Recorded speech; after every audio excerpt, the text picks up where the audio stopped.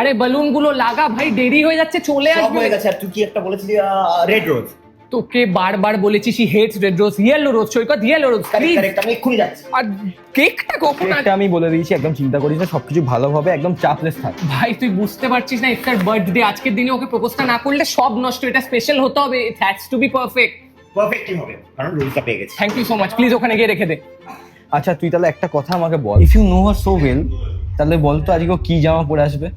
দেখ, she hates red rose, but when it comes to dresses she loves red.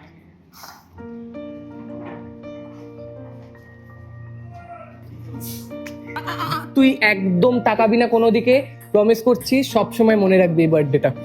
শুভ, আমি literally সব অন্ধকার দেখছি। Darkness before the sun rises, wait কর একটু।